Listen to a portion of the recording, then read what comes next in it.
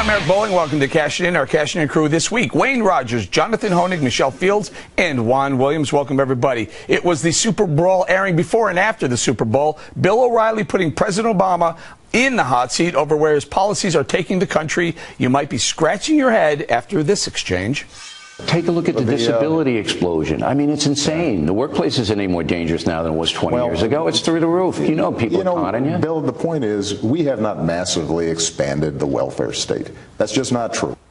But wait, hold the phone. Take a look at this. The number of people on food stamps is up nearly 70% since the president took office, and the price we're paying for the program soaring 112% under his watch. Michelle, the welfare state expanding or not? I'm confused. He's not fooling anyone. All of the existing entitlement programs have certainly expanded. And did he forget that he created Obamacare, the biggest entitlement program? The CBO just came out with a report this week that shows that Obamacare will lead to the reduction of 2 million jobs in America because of the Obamacare subsidies. So Americans are realizing that it's actually a better deal for them to stay at home, be unemployed, and live off of Obamacare subsidies and food stamps and entitlement programs than to actually go and work. That is the America that Obama has created. John, do you have any idea what the president was talking about when he said we haven't massively expanded the welfare state? When you talk 100% increase, that sounds like massive. Scratching my head, Eric. I mean, the president hasn't just expanded the welfare state. The president's whole philosophy is the welfare state, or really more specifically, a state of force, which is exactly what welfare is. You know, welfare is not compassion, it's not goodwill, it's not charity, it's force, it's government force. It's taking money from people who've earned it and giving it to people who have not. And that, of course, has dramatically expanded, not just under Obama, but under previous presidents as well. Back in the early 80s, about 30% of Americans got some sort of government welfare. It's nearly 50% now, and it's exploded under President Obama. Fair enough.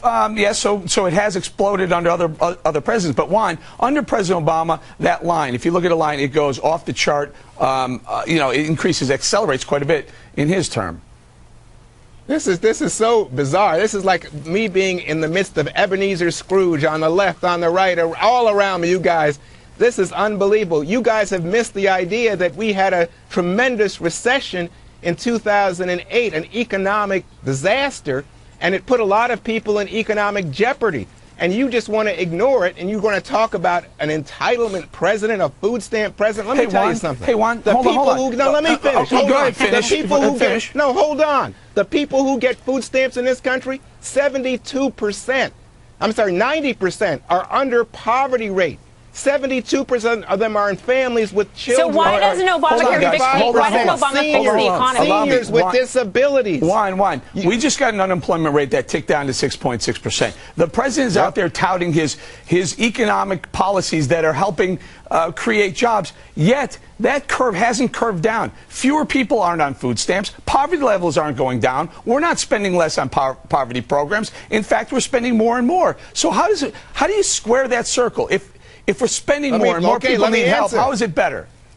Let me answer. First of all, the president made a really right-on point when he said the value of welfare payments today is less than it was under President Reagan.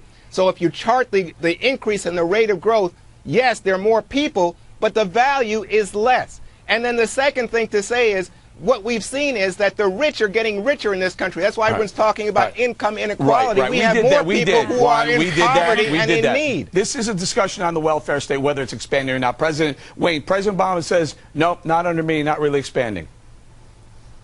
Well, obviously, you can't argue with the facts, Eric. I mean, it's up, as you said, it's up. Welfare spending itself is up 16%. You talk about food stamps is up over 100%, and unemployment up 85%. By the way, Juan, just for the record, he's been there for 5 years now, almost. I know. So you can't say this just happened. You know, this just happened yesterday, and this is George Bush's fault. You know, and he inherited this. He inherited some of it. Of course, he inherited some of it, but. This is of his doing. He has not helped us one iota. All right, let me do this. You don't think he's lifted us out of the recession, Wayne? You don't think he's lifted us out? Please, hold on, Juan. Wayne, let me bring this over to Michelle and John.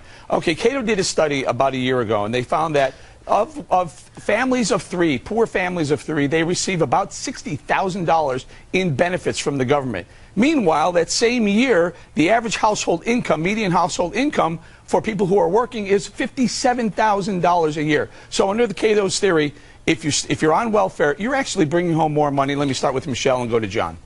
Exactly. It's a better deal for you to not work and to live at home and live off of all of these benefits. You know, under Obama, the debt has increased $6.6 trillion. And if you look at the jobs report that just came out this week, the labor participation rate is the lowest it's been in 4 decades. And can you blame people? If they're out of work, why not just continue to be out of work and live off of the government? Yeah. Go ahead, John. And you know, Juan wants to compare me to Ebenezer Scrooge. Well, you know, Ebenezer Scrooge didn't use a gun. And that's what government is, Juan. It's not your friend. It's not a ladder to success. It's not a helping hand. It's a gun. And, of course, the president wants to expand that not just to welfare, but, Eric, to all areas of life. You heard it in the State of the Union. Education, research, technology. There's no area of life that of human life here in America, at least, for which he proposes freedom, liberty, individual rights. He wants government to control it all. Welfare is just the beginning. Okay, and so, Juan, there is no doubt. You can't argue with the numbers. Go to whitehouse.gov, look at the federal budget. We're spending more on welfare programs. 126 individual anti-poverty programs in 2013 alone. We're spending more. Is it helping?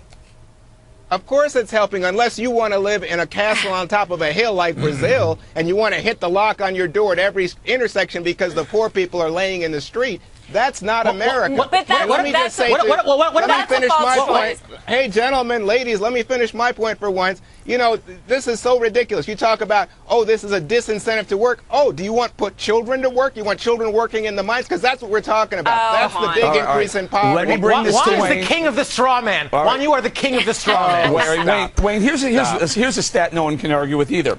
From 2008, when the year before President Obama took over, till the most recent year that we have a number for, unemployment insurance spending went from $43 billion to $79 billion. You know, it went from 26 weeks to 99 plus weeks. Yet, as Michelle points out, our labor participation rate is tanking. What's going on here? We're spending more and fewer Americans are working.